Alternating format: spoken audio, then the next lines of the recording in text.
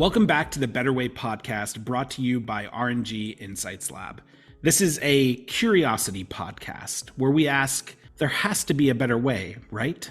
There just has to be. I'm Zach Kosalia, the co-founder of RNG Insights Lab, and I am joined, as always, by the one and only Hui Chen. Hi, Hui. Hi, Zach. Hi, everyone. We have a special guest today, and that's Dr. Daniel Beunza. Professor Beunza is a professor of social studies of finance at City, University of London Business School. And he is going to be talking with us about his field research and his award-winning book called Taking the Floor. So this is going to be a very, very interesting conversation. We're going to dive into that very shortly. But before we do that, Zach, you have your existential question as always. I do have an existential question. Daniel, we like to start by getting to know you a little bit better professionally, and we like to end by getting to know you a little bit better personally. So my introductory question to you is, who is Daniel? Who are you? Thank you for that.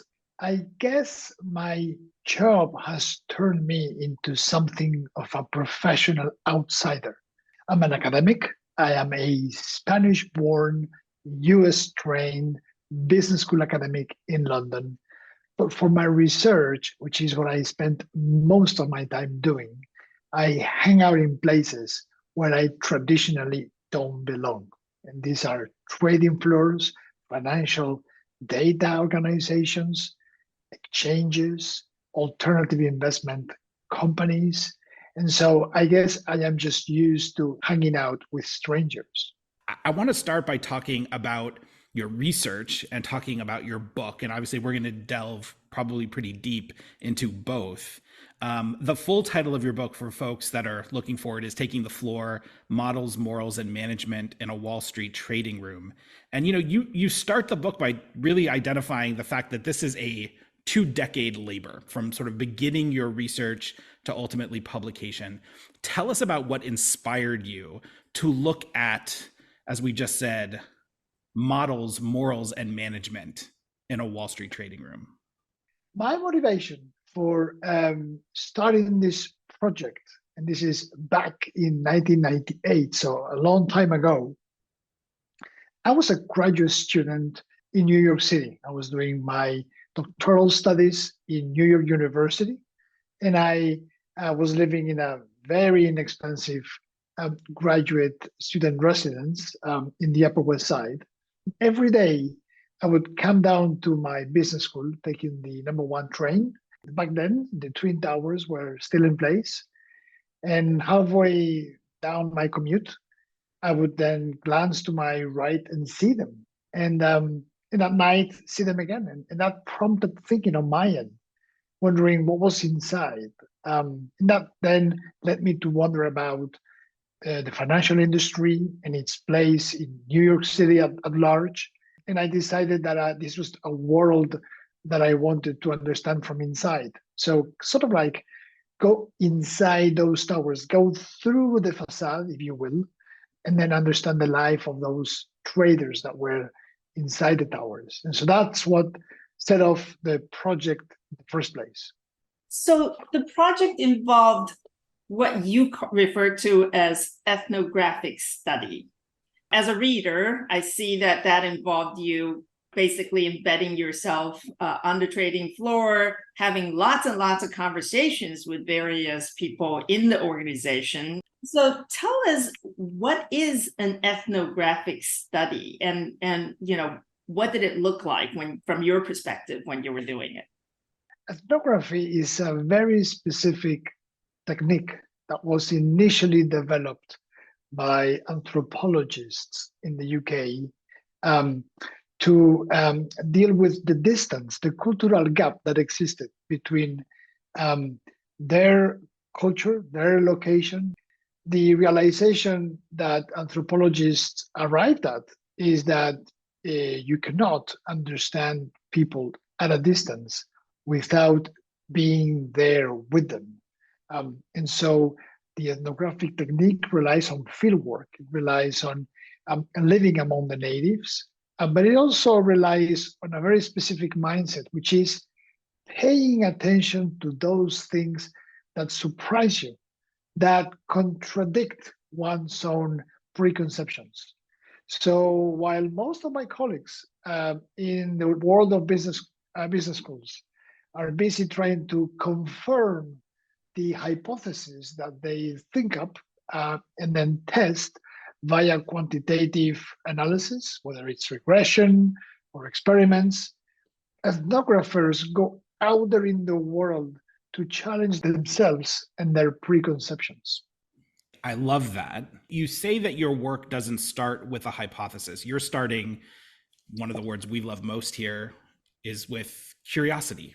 So did you know what direction this was going to go? Did you have a sort of intention as you began this research, or did it really sort of take shape based on that curiosity that was ignited in you on the train on your way to school? I would love to say that, oh, I had some hypothesis and I had read some literature. But the reality of it is that I was just honestly curious to know what the hell was going on out there. I was almost like a tourist.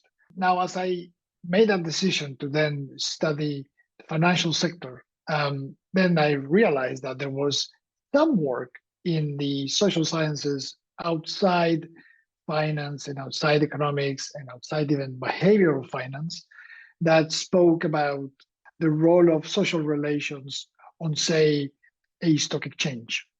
And so what that work did is it went into things like, for instance, the way in which the size of a trading crowd in, say, one of the exchanges that used to trade on a floor in Chicago, the relationship between the amount of people on the floor, the way in which they shout, the volume of the shouting, and the structure of the social network that gets created. So I began my own research, very keen to understand communication via shouting on a trading room. On my first day, my very first visit to the bank, I show up with a detailed questionnaire trying to get at various aspects and issues, many of them related to shouting. And to my shock and disappointment, the trading room was just extremely quiet. So for a while, I had a conversation with the manager whom I was interviewing on that day, but eventually I just had to confess that, look, I was really interested in shouting, and why was everyone so quiet and not acting like on television? And so the gentleman laughed and explained that things had changed with the introduction of technology.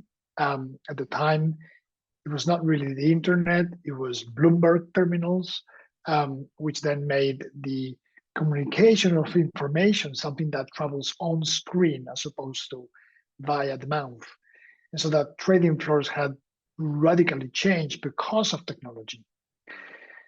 I understood the explanation, but I was nevertheless very disappointed, and I resolved to, finish the interview and then go find another trading floor that might actually provide me with the level of shouting that I was hoping for.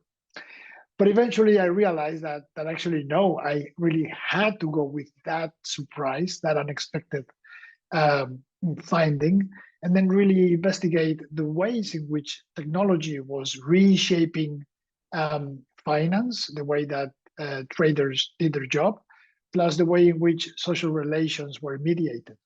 So many of our listeners are lawyers, compliance professionals, ethics professionals. We look at the title of your book. You talk about Wall Street and you have the word morals, all in the same thought.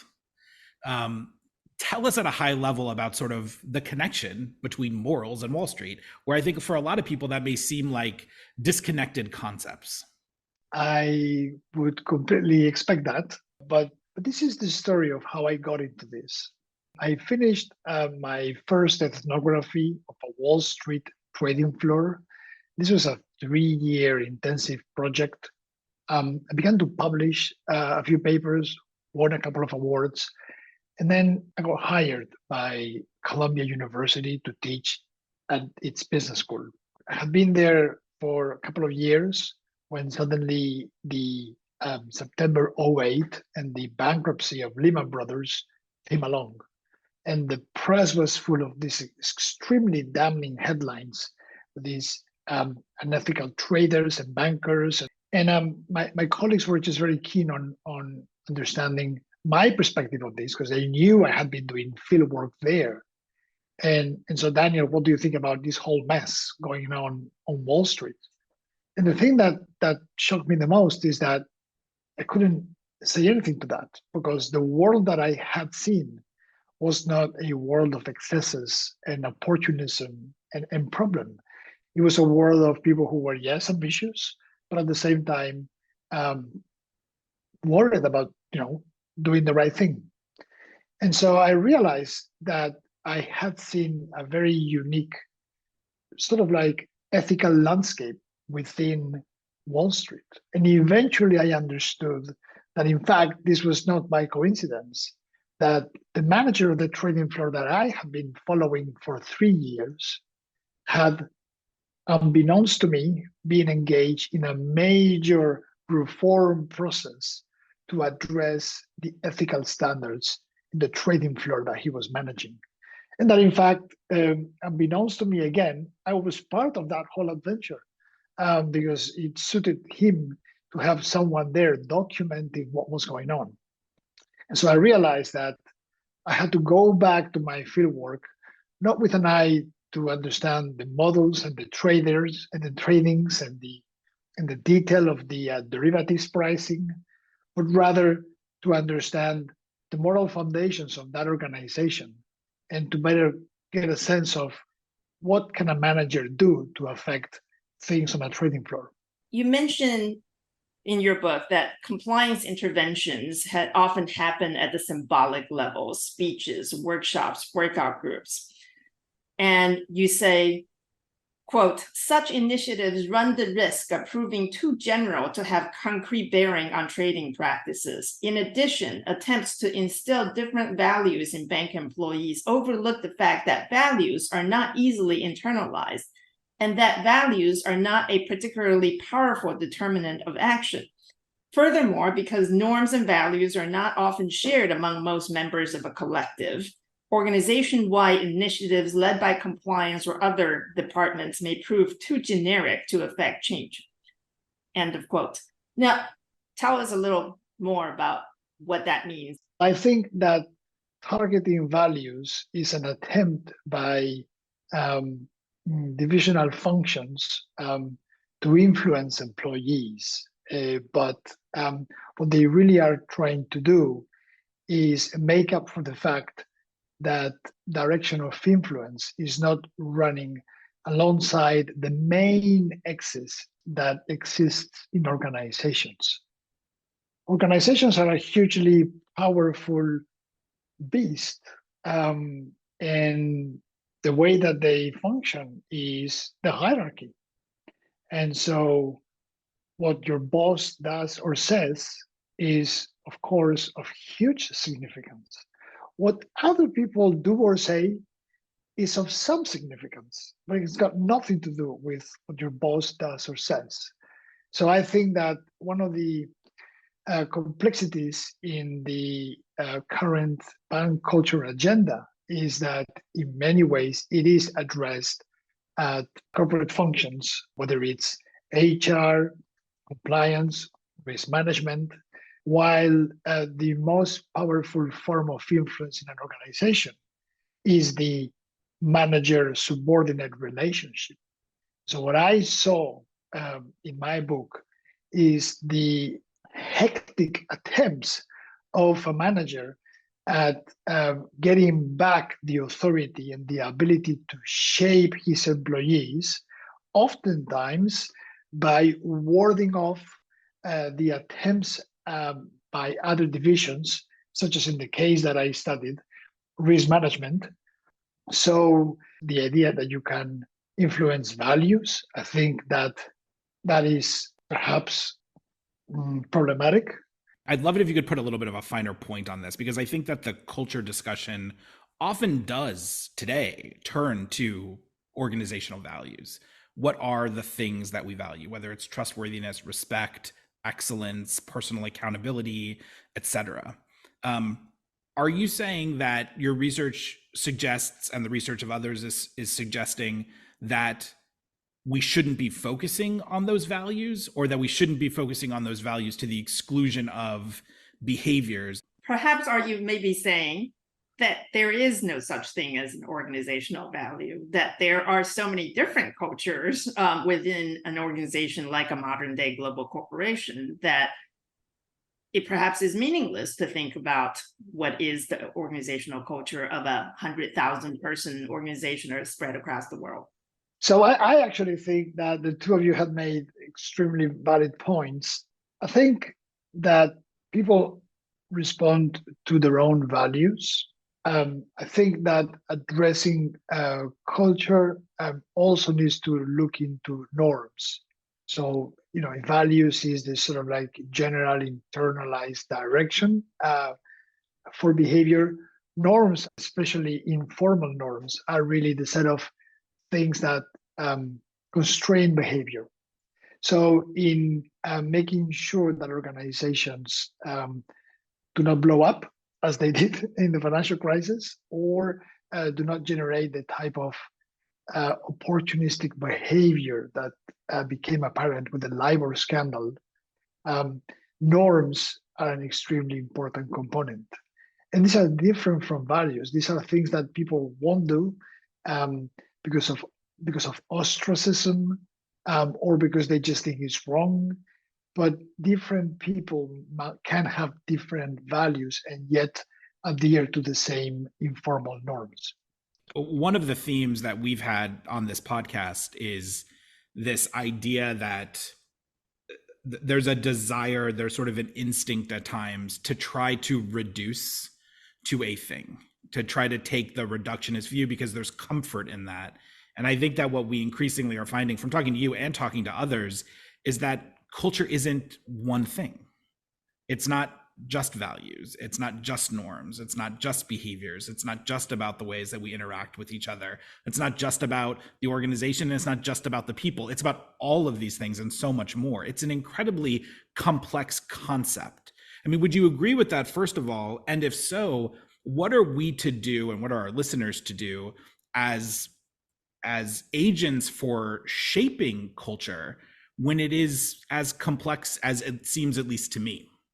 I think that you put the finger on the paradox of taking an enlightened and expansive understanding of culture, which very much echoes the understanding that cultural anthropologists had during the 70s and before that. More recently, anthropologists have narrowed their perspective and taken the view that culture is really about the way in which natives make meaning of things, of artifacts, of expressions. And in the context of finance, I must confess that I am somewhat worried that the more complex a view of culture is, the more difficult it is to really put one's own finger on what is it and then intervene. So for instance, are organizational structures part of culture? Are organizational incentives part of culture? Well, there's no question that they influence culture, and they certainly influence behavior. But I think that if one takes an excessively all-encompassing understanding, then the danger is that there are not going to be any distinct tools to intervene in culture, and instead we are just relabeling things that we already know about, like structures, like incentives, etc. If everything is culture, nothing is culture? That's right. Tell us a story or two from the book about how you saw some of the complexities, or maybe the simplicities of culture, actually come to life through your field work. Well, one of the situations that stayed with me the most, and this is not something that is in any way a recommendation for action.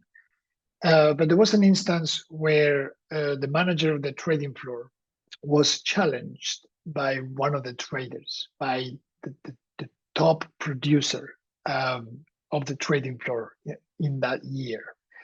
The context of that challenge was that the manager had put in place a compensation system which was similar to what hedge funds normally use, which is traders are paid a fixed percentage of the profits generated by their desk. That percentage is agreed upon at the beginning of the year and is not subsequently revisited. However, in this specific instance, the trader who was the leading producer did really well. And so he felt that he not only was entitled to the percentage that had been agreed, but actually of a greater share. And so he came up to the manager and expressed that view and then threatened to just leave the floor, leave the bank if his views were not agreed to. And that gave the manager a real dilemma, because what do you do? If you say yes to him, then very quickly your system is going to be called into question by everyone else on the floor, who will find other reasons for why they should be the exception to the rule. If, on the other hand, you don't agree, you run the risk of really just losing the employee. And can you really afford losing your top producer? So the decision by the manager shocked me because it was completely outside the realm of my thinking. You know, somebody who teaches MBA students in a business school, I'm always thinking about, well, you know, what is the more efficient way of proceeding? What maximizes, shareholder value? What the manager of the trading floor did when faced with the dilemma was just simply fire the trader. Neither say yes nor no, but just simply fire the guy on the spot. Now, why is that? The reason is that he manifestly had decided to challenge a system of norms that the manager had introduced and had everyone agreed to. This followed a number of incidents, and this also followed a number of other colleagues who had expressed concerns about the behaviors of this trader.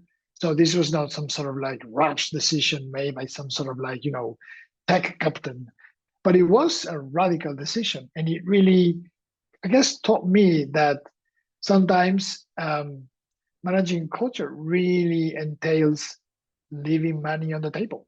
I remember the story very well. I feel like I've come to know this person that you call Bob in the book.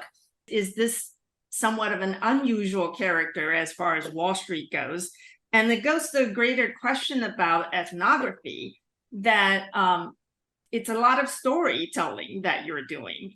When we first met, you talked about ethnography as the, collecting stories like you collect data. You probably said something more eloquent than that, but I think about your explanation of ethnography. I think about, well, stories are very illustrative, but to what extent are they unusual? How do we know this behavior is common or unique? Tell us a little bit about sort of your perception about how unusual was Bob's behavior in these respects on Wall Street. And two, how does ethnography as a methodology address the issue about whether something you're observing is an anomaly or a norm or something else? Yeah. How do you tell? I'm going to start with Bob, because it's not just Bob, it's Bob and I, right? And so here's Bob, grown-up adult at the peak of his profession, being able to wield this level of authority. And then there's me, a young assistant professor trying to survive the classroom at one of the world's leading business schools, Columbia Business School, with extremely smart, ambitious, and yes, aggressive MBA students. And so in my world, I am chickening out. The students are coming in late. I know it. They know it. I'm not saying a thing. And so it's a mess. In Bob's world, he ends up in a position where he has the possibility, also the ability to enforce norms, and it works. And I think that why the book is successful is that we all have, all of us, an element of me, meaning the guy who's weak and who is unable to do any better, and Bob, the guy who is experienced, has already undergone the problems that one faces when being a junior person, and now he's able to really do it. And sort of like he's at the top of his game. One of the things that makes the book compelling, that I was honest in retelling my own limitations, and Bob was honest as well. But the other question that you pose is extremely important, is, but how scientific is this? Is this just not a bunch of stories? And so, first of all, I have to acknowledge that what in social scientific terms is called the generalizability of ethnography has traditionally been, well, one of the weak points that people point to. But what I do is not just generalize from one case. What I typically do is I look for statements that are couched as universal laws and find an exception. So that's what I'm doing. I'm taking the proposition it's impossible to manage the culture of a trading floor because finance is just like that. And what I'm showing is that actually, no, it is possible to do it. And here's an example. And I'm going to give you all the details you need to really be able to see that this person is alive and that this is how you would do it. So that's what the book is trying to do, is trying to counter a proposition. What was the overall proposition that I was coming with into this situation? That's the thing that is being challenged by what I see. So, Daniel, I also want to quote Bob here about his view on risk management. Apparently, Bob believed that, quote, having a department dedicated to risk management entailed an unworkable division of labor. One guy gets the reward and the other gets the responsibility. The salespeople get the reward, the risk managers get the responsibility. As someone who's worked in compliance, I imagine that's how a lot of us feel, that this, we're the one who gets all the grunt of the responsibility, and the sales and get all the reward. What can people who work in compliance functions take away from your book? First, I think is people should be able to take a more compassionate view of themselves when they are in compliance or risk management, because it's such a difficult job. The organization has decided to divide up labor and then locate all that task of compliance within a single group. And that creates huge tensions. So the first one is it's really very difficult. The second one is that there's a great risk that I think that control functions, compliance, risk management might conceivably overlook, which is the risk of employees feeling that they have been unfairly treated. And the danger with having people feeling unfairly treated in the organization is that it can then lead in the extreme to what social psychologists have identified as moral disengagement. What I mean is situations where when one stops adhering to one's own norms, one no longer feels bad about it. The self-sanctioning mechanism stops applying because of the perception of injustice. So when that happens, then essentially you have a free player inside the organization handling somebody else's money. So a dangerous situations. And that generally speaks to another puzzle that I experienced in my research, which is, in the wake of the global financial crisis, I could still never find a single instance of like a bad individual. It's not that people, brought down their banks because they wanted to. They were just trying to do better for themselves without any regard for the consequences.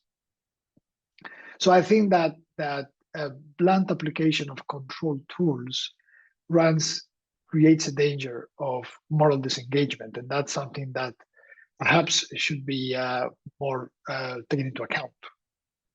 So Daniel, if I might even add to a better way that I felt like I got out of your book, was this ethnographic approach as a methodology. And to me, it's a more advanced way of listening and add observation to listening, because I like what you said when you explained it about the ability to understand people in their native environment, because I do feel like that's not something that many, certainly transnational corporations, do very well in terms of their compliance efforts. In the cross-cultural work that we do, what we see all the time, in fact, is the headquarter, which is usually based in the US or Europe, telling people elsewhere in other markets that we want you to behave in the way that we want you to, for the reasons that we think is important to us. And we don't really care what your nature environment, your actual day-to-day life and culture are. In terms of, what I got out of it was really the importance of trying to understand the native environments where people are trying to do their jobs and trying to apply their values and how they perceive your value from those vantage points. I am extremely pleased. I am thrilled that that's what you got out. And in fact, what you got out is what primarily the world has found interesting in my current work as an ethnographer. All right. This has been so much fun. Now it is time for you to take the Better Way questionnaire, which is inspired by Proust and Inside the Actor Studio and Bernard Pivot and a bunch of other folks. And so our first question, you actually have your choice. You can pick between one of the following two. The first question is, if you could wake up tomorrow having gained any one quality or ability, what would it be? Or you can answer, is there a quality about yourself that you're currently working to improve? I wish sometimes I could be a rock. I love to be that sort of like sturdy artifact that is unruffled by the emotions of others. The second question is also a choice of one of two. You can answer, who is your favorite mentor? Or you can tell us, who do you wish you could be mentored by? So I was privileged to be the graduate collaborator of Professor David Stark at Columbia University's sociology department. Think that just being around him sparked in me a level of curiosity about the world that is very rare and exceptional that I had barely seen before. So I think that if there is one person that influenced me positively on a professional and personal level, that would be him, David Stark. Terrific. What is the best job, paid or unpaid, that you've ever had? For the past years, I have been paid to train bank executives in ethnographic research methods. And if you ask an ethnographer of finance, what would be that dream job? I guess that I was just really lucky to have it. Awesome. What is your favorite thing to do? So if there is one thing that I kind of like particularly love to do is to be the flaneur, to be the urban person that wanders around. I love to hang out the artistic areas of the cities, whether it's the East London or Williamsburg in New York. spend the weekend, bring the family sometimes, and just kind of like get lost in whatever contemporary trend is taking place. Wow, I love that. Very similar to our next question, which is, what is your favorite place? So I am from Spain, and I am from the east, from the region called Valencia, to a specific village called Javea, where I have been spending my summers now for the past 20 years. That's where I met my wife. The beach, the culture, the food. I realized that that is a place that I particularly love. All right. So next question is, what makes you proud? One thing that makes me really proud is when I hear back from my students and see that, they graduated, they got good jobs, they maybe get promoted, they find their way, they turn into these incredibly competent looking people that, years before they were just in the making. So to have a role in that process of sort of like, somebody becoming a fully grown up professional, I think that is really beautiful. It is indeed. What email sign off do you use most frequently? I write regards, Daniel. Okay, well, we're collecting pretty good data on how people sign off their emails here. So we'll let you know how you compare. Next question is, what trend in your field is most overrated? I think academics work from home too much. I don't know if it's a trend or it's always been the case, but we as academics collectively suffer from lack of social connection to other academics who also suffer from lack of social connectedness. I hope that this at some point will reverse it. And the last question is, what word would you use to describe your day so far? I have to use two words. Today has been fun, but a little bit exhausting. I am organizing a workshop on, guess what? Bank culture. And so lots of fun, but very tiring. Well, Daniel, thank you so much for joining the podcast. It's been really fun getting to know you and learning more about your research and digging into your book. I think it would be really wonderful to have you back at some point. Thanks again. And thank you all for tuning in to the Better Way podcast and exploring all of these better ways with us. For more information about this or anything else that's happening with RNG Insights Lab, please visit our website at www.ropesgray.com/RG Insights Lab. You can also subscribe to the series wherever you regularly listen to podcasts, including on Apple, Google, and Spotify. And if you have thoughts about anything that we've talked about today, the work that the lab does, or if you just have ideas for better ways we should explore, please don't hesitate to reach out. We'd love to hear from you. Thanks for listening.